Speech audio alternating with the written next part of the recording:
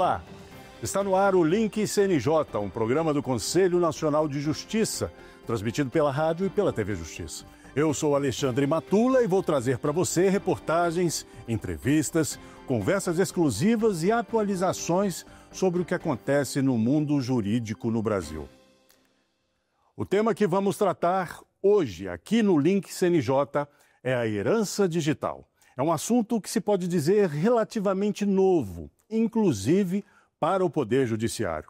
Ao longo da última década, magistrados tiveram de tomar decisões que envolvem a transmissão de bens digitais de quem já morreu.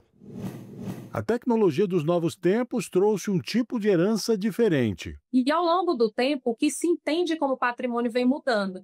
Então, essa passagem do analógico para o digital tem feito com que muitas coisas digitais tenham um valor patrimonial. E aí a gente tem coisas de toda natureza. Nós temos as criptomoedas, nós temos contas de YouTube, nós temos contas de Instagram, nós temos pontuação em empresas aéreas. E aí o tribunal vem encontrando dificuldade em resolver isso, porque algumas dessas coisas não são palpáveis como é um carro ou é um apartamento. Então, em resumo, a herança digital é tudo aquilo que a pessoa acumulou no mundo digital. Quando se fala em herança, aquela comum que se conhece, que tem os chamados bens corpóreos, tangíveis, esta é regida pelo Código Civil. Já a herança digital, não.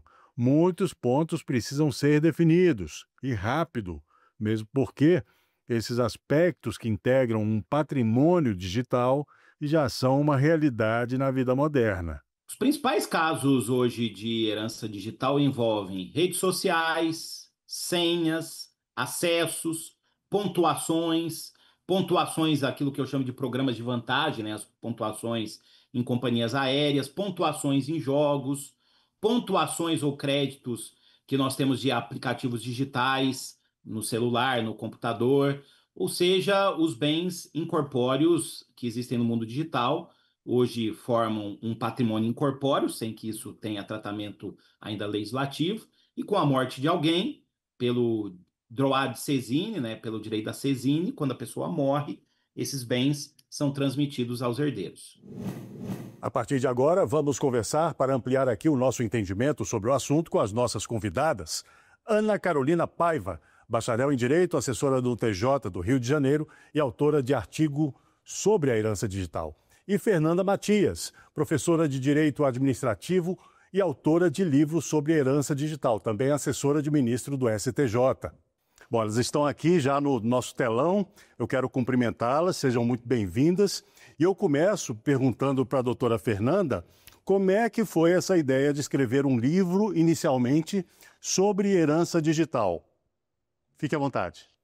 O livro nasce de uma perspectiva nova da nossa realidade relacionada à Revolução 4.0, a Revolução Digital, em que todos estamos inseridos, e na dificuldade com relação não só ao tema digital de vida, né, durante a nossa vida, sobre nossas escolhas contratuais e nossos rastros digitais, mas com relação a essa perspectiva póstuma. Nasce a minha indagação de um julgamento muito importante, o famoso julgado da Garota de Berlim, que foi o leading case internacional julgado pelo BGH, o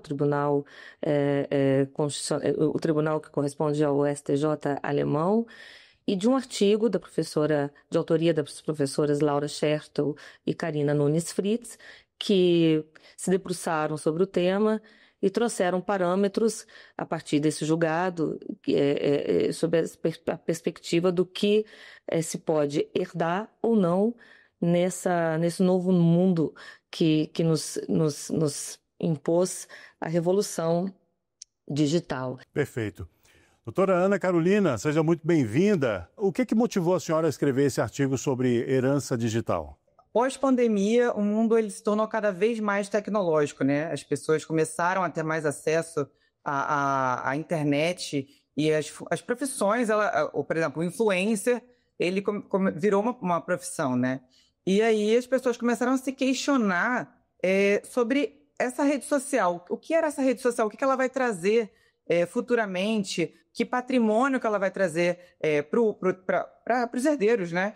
futuramente. E aí eu comecei a fazer uma pesquisa, era um tema muito recente ainda, foi pós-pandemia, não se falava muito sobre isso. Também li o lead case lá da Alemanha, e eu comecei a me questionar e escrever sobre isso e me aprofundar mais no sentido do Instagram, da internet mesmo. Isso pode ser considerado já um patrimônio transmissível atualmente? Excelente pergunta, porque na falta de uma legislação específica, a resposta é desenganadamente sim, é positiva. Sob pena de abrirmos mão de ativos valiosos e valorosos e de também estarmos alijados do que o mundo vem entendendo sobre o tema.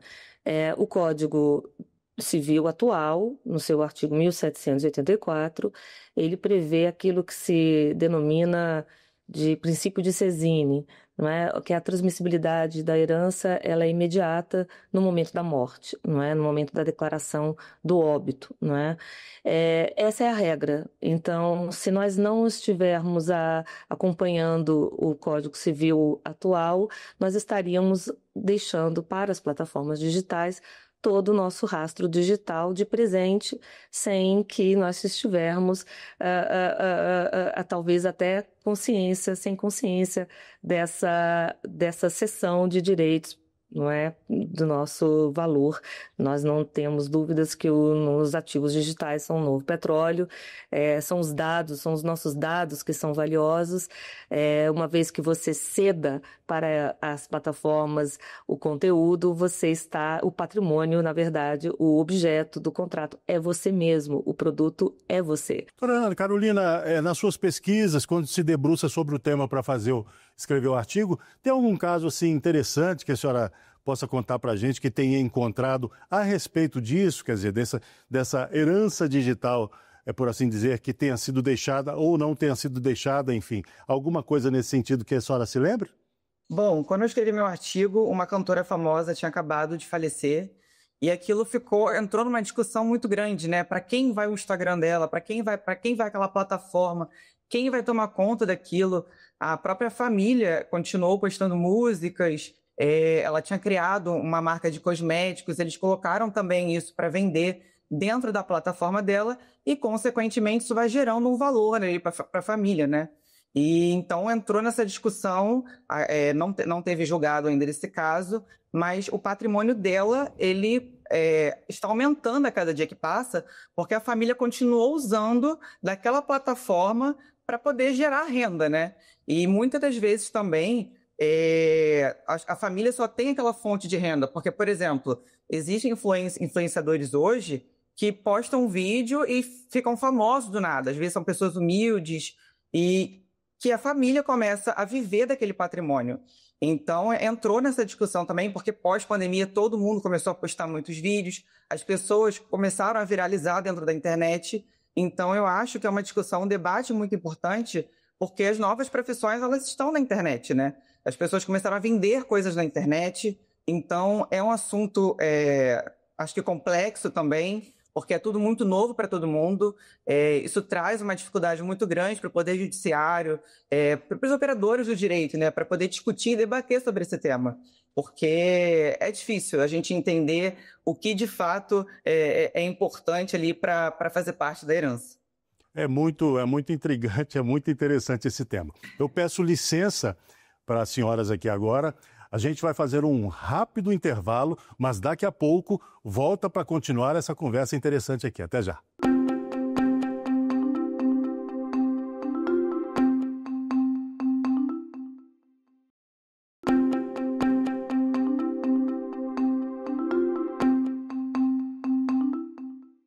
Estamos de volta com o programa Link CNJ, transmitido pela rádio e pela TV Justiça. Hoje falamos sobre herança digital com as nossas convidadas. Fernanda Matias, professora de Direito Administrativo e autora de um livro sobre herança digital, também assessora de ministro no STJ. E Ana Carolina Paiva, bacharel em Direito, assessora no TJ do Rio de Janeiro e autora de um artigo sobre a herança digital. Eu quero retomar o nosso programa aqui com esse segundo bloco, perguntando à doutora Fernanda o seguinte: A senha de um banco, né? O Internet Banking lá, ela é uma herança digital ou isso fica mais no campo físico, né? Dessas sucessões, dessa herança que a gente conhece, doutora? A senha de um banco é a grande herança que nós podemos deixar para um filho, para um herdeiro, para um cônjuge, para os herdeiros necessários, para os colaterais facultativos, enfim. Inclusive, é um grande caso muito interessante de uma criptomoeda, enfim, de um americano que não deixou a sua senha, né? E bilhões de dólares foram perdidos, né? Foi um CEO de um mercado financeiro que morreu inesperadamente. Gerald Coulton, em 2018. E é um caso emblemático porque ele deixou 190 milhões em criptomoedas, não tinha backup, não fez um plano sucessório digital, né? Não deixou aquilo que os americanos chamam de representante. Os americanos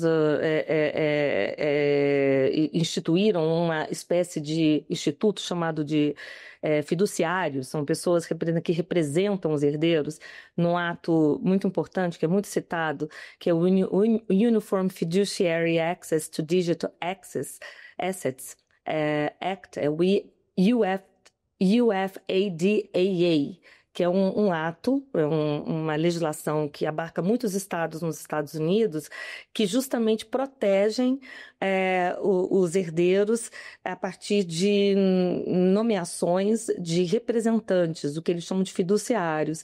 E esse senhor, que era acabou sendo vítima de um desastre financeiro, acabou deixando todo aquele dinheiro para o mercado, literalmente para o mercado. Então, na falta de um plano sucessório digital e na falta de uma senha, você acaba ficando alijado do próprio sistema. Então, a verdade seja dita. No Brasil, nós temos uma falta de hábito de falar sobre a morte é um tabu, e isso precisa ser superado o quanto antes, por vários institutos, inclusive por um instituto muito conhecido hoje, atualmente, que é o Testamento Vital, que é falar sobre a forma com que você quer morrer, não é? Como você gostaria de morrer, o que você permite de tratamentos invasivos ou não, e, obviamente, o testamento digital, que é uma figura que está sendo analisada e prevista num projeto pioneiro, que é o do Código Civil atual, né? No novo Código Civil, PL4, e que, obviamente, enseja muitos questionamentos e dúvidas, mas tem o seu louvor. Nós temos que louvar a iniciativa do parlamento, não é, por já colocar a discussão na hora do dia. Como será esse testamento virtual, digital, se ele será extrajudicial, o que ele poderá contemplar, são as grandes discussões do momento. Eu tenho minhas considerações claras sobre esse testamento, eu acho ele vital, eu acho ele importantíssimo, acho que na falta dele a sucessão é plena. Essa é, obviamente, a tese que eu defendo, e porque nós não podemos nos colocar tão passivos e tão ingênuos diante de um mercado global, que é o mercado como bem colocou a Carol, né, a nossa colega, no mercado que é economicamente apreciável e que é truncado, não é? É muito difícil, e isso é algo que eu questiono no projeto, só para terminar, fazer essa subdivisão entre bens puramente existenciais e bens totalmente economicamente apreciáveis. Hoje a nossa vida ela é um emaranhado de contratos, e se nós fizermos essa subdivisão, que na teoria eu concordo, mas na prática eu acho quase impossível de ser realizado no plano concreto de um judiciário hiperjudicializado. Só no STJ esse ano vão entrar 500 mil processos, ainda não chegaram os processos de herança digital, eu quero salientar.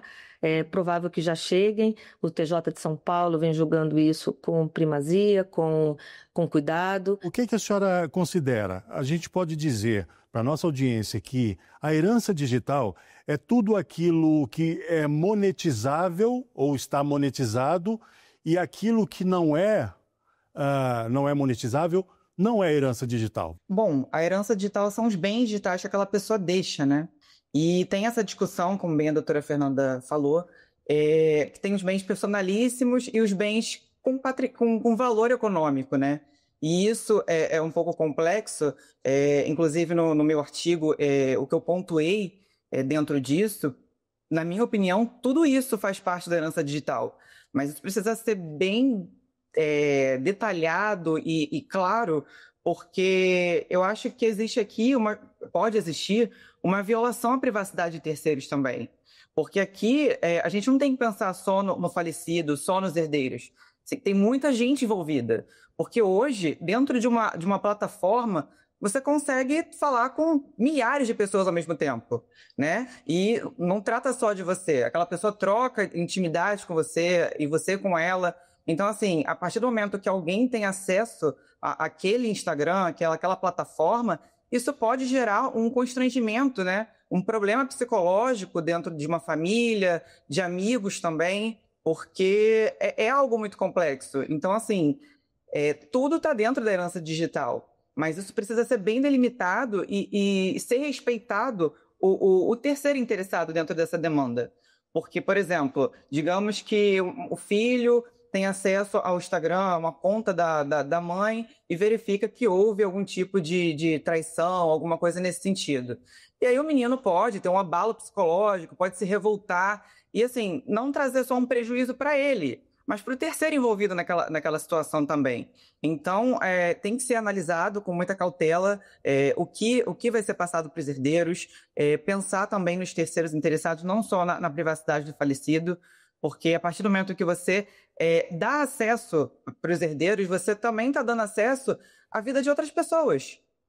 Porque ali dentro, eu posso falar com uma amiga e contar tudo que está se passando na minha vida. Você pode mandar fotos suas ali que você não quer que outra pessoa tenha acesso ou contar algum tipo de história. Então, isso é muito delicado e eu acho que é o grande debate aí entre os juristas, né, os doutrinadores, porque é difícil você identificar o que de fato tem que ser passado para os herdeiros, porque da mesma forma que uma mãe quer ter acesso ali à conta do filho para preservar a memória, né, para ter aquilo ali eternamente com ela, ela também pode estar tendo acesso à privacidade de outras pessoas. A Ana Carolina tocou num assunto importantíssimo, que são os terceiros interlocutores.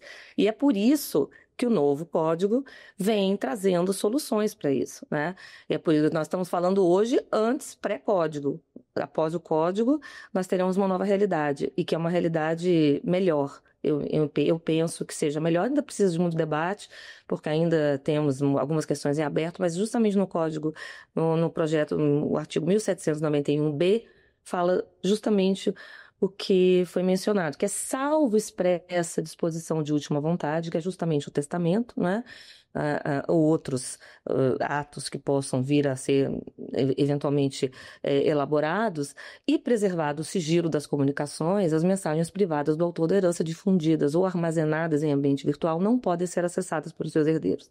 Então, uma vez sendo isso definitivo, aí sim nós teremos um regramento. Então, hoje, nós precisamos andar com as discussões de mãos dadas, para que o código seja o melhor possível, para que ele tenha, talvez, não delegue tanto para o judiciário quanto a uma anunciação que assim o seja, pelo que eu percebi do projeto. E, claro, não deixar que nós sejamos infantis ou que deleguemos a responsabilidade para plataformas ou para terceiros com relação à nossa vida privada, à nossa vida pessoal, à nossa vida existencial, que, claro, precisa ser preservada. Nem eu, nem ninguém queremos que ela seja vilipendiada após a morte, principalmente naquilo que nos é mais importante, que é a nossa intimidade. Perfeito. Muito obrigada. Muito obrigado, doutora Fernanda Matias, doutora Ana Carolina Paiva. E a gente espera que seja a melhor legislação que a gente possa ter para que tudo isso seja, inclusive a privacidade, né? Que é tão importante, seja mantida. Muito obrigado, viu? Vamos agora fazer um rápido giro de notícias pelos estados e pelos tribunais do Brasil.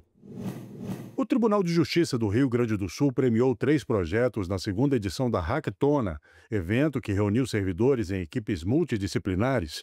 A proposta foi que eles desenvolvessem projetos como soluções criativas e tecnológicas voltadas aos desafios reais do Poder Judiciário. Foram vencedores os times Vingadores dos Céus, Vale como Ofício e E-Justiceiros. O CNJ enviou para o Supremo Tribunal Federal o mais recente relatório da política antimanicomial do país, que tem informações adicionais para embasar o julgamento de 4 ações pelos ministros. O conteúdo tem 22 dos 26 planos de ação implementados ou em estudo pelas unidades da federação, que seguem o funcionamento da política alinhada à Lei de Reforma Psiquiátrica de 2001. O Tribunal de Justiça de Sergipe realizou a 4ª edição do projeto Mexa-se, uma oportunidade para os servidores abandonarem o sedentarismo e começarem a prática regular de atividades físicas supervisionadas, que podem melhorar a qualidade de vida dentro do tribunal e ainda proporcionar interação entre os servidores na vida fora do trabalho. Chegou a hora de acompanhar algumas das postagens que marcaram a semana nas redes sociais do CNJ. Fala pessoal, tá no ar mais um CNJ nas redes. Vem comigo conferir os destaques. Golpes virtuais estão cada vez mais sofisticados, mas a informação ainda é a melhor forma de se proteger. Já ouviu falar no golpe do boleto falso ou na falsa central de atendimento? Eles têm formatos diferentes, mas um objetivo em comum: enganar e prejudicar financeiramente as vítimas. Para se proteger, é importante conferir os dados antes de pagar um boleto, evitar clicar em links suspeitos, confirmar pedidos de Pix diretamente com a pessoa e jamais passar senhas por telefone. Fique sempre atento, golpes virtuais podem atingir qualquer pessoa. E no nosso quadro Simplifica Aí, a palavra da vez é pernicioso. Se algo causa prejuízo, dano ou sofrimento, cuidado. Isso é pernicioso. Fique de olho, porque toda semana a gente traduz um termo jurídico para você. E para fechar, um assunto muito sério: a violência contra pessoas idosas. Às vezes o que parece apenas um descuido pode esconder uma agressão. Manchas no corpo, sinais de ansiedade, medo, desidratação ou desaparecimento de objetos pessoais são indícios que merecem atenção. Se você suspeitar de alguma situação de risco, denuncie pelo Disque 100. Em caso de emergência, ligue 190. Proteger a pessoa idosa é dever de todos nós. Curtiu os conteúdos? Então segue o CNJ nas redes sociais e no nosso canal do WhatsApp para ficar sempre por dentro dos seus direitos. Até a próxima! É hora do quadro Uma História, em que uma juíza ou um juiz conta uma história marcante que tenha vivido na carreira no Poder Judiciário. Acompanhe.